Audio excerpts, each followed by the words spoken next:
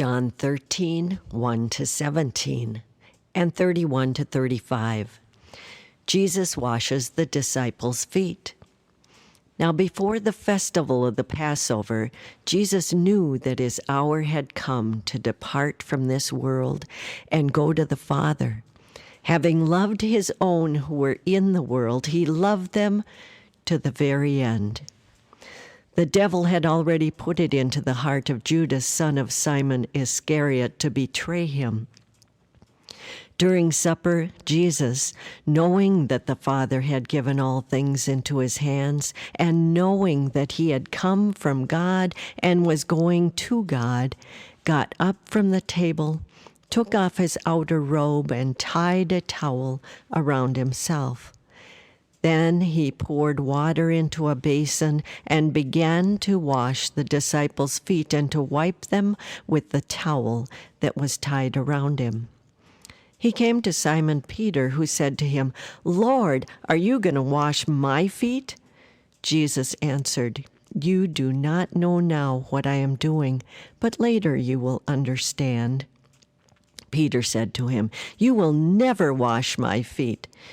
Jesus answered, "Unless I wash you, you have no share with me." Simon Peter said to him, "Lord, then not my feet only, but also my hands and my head."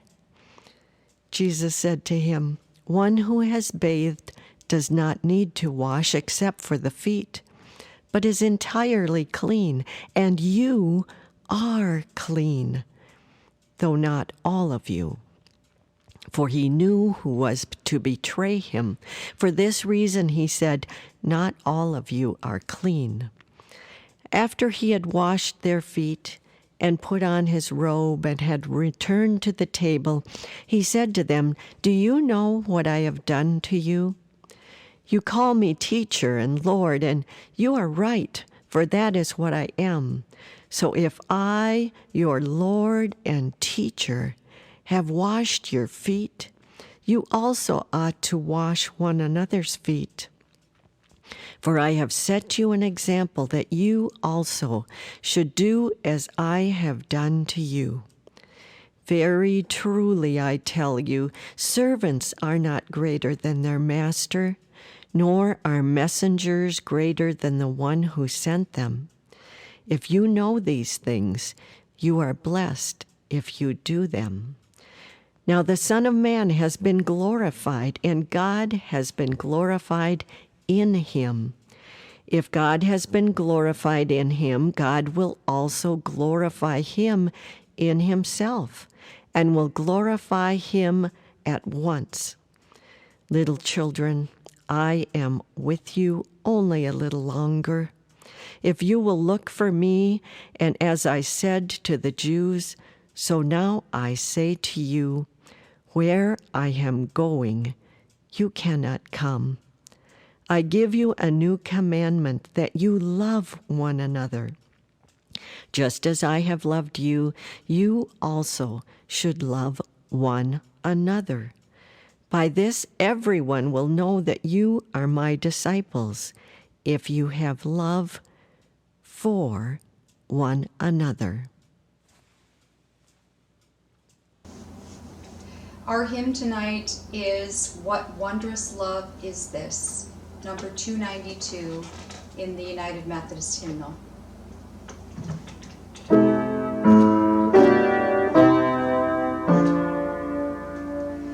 What wondrous love is this, O my soul, O my soul? What wondrous love is this, O my soul? What wondrous love is this, that was the Lord of bliss, to bear the dreadful curse for my soul, for my soul, to bear the dreadful curse for my soul.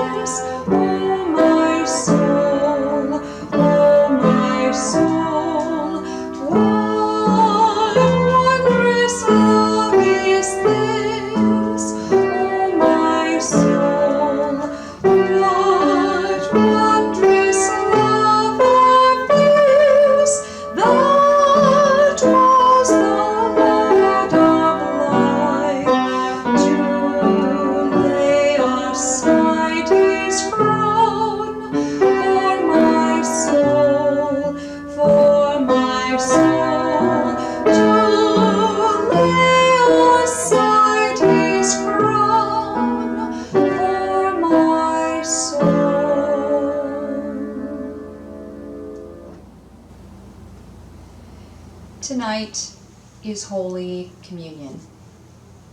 It's an evening where Jesus has been traveling from Palm Sunday, trying to prepare, trying to get his disciples to this upper room so that they can have a meal together, because he knows what's coming.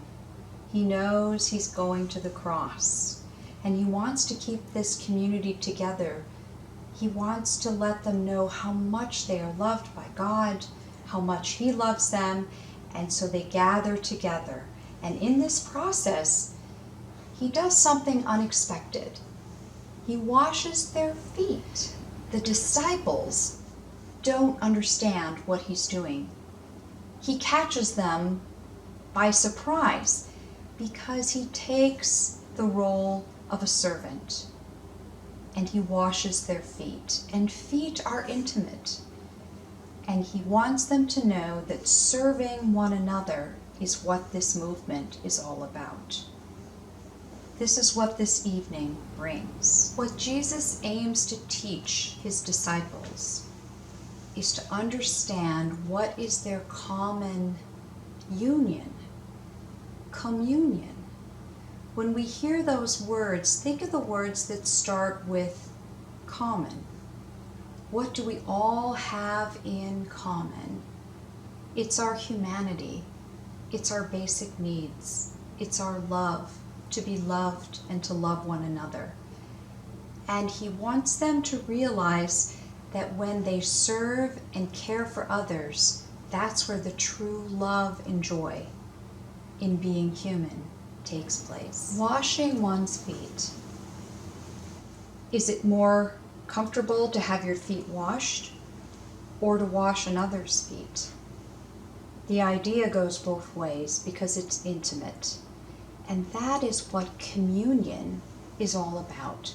It's about having a intimate time of love, of divine love with one another, and to share that and remember why we live in God's community the way we do.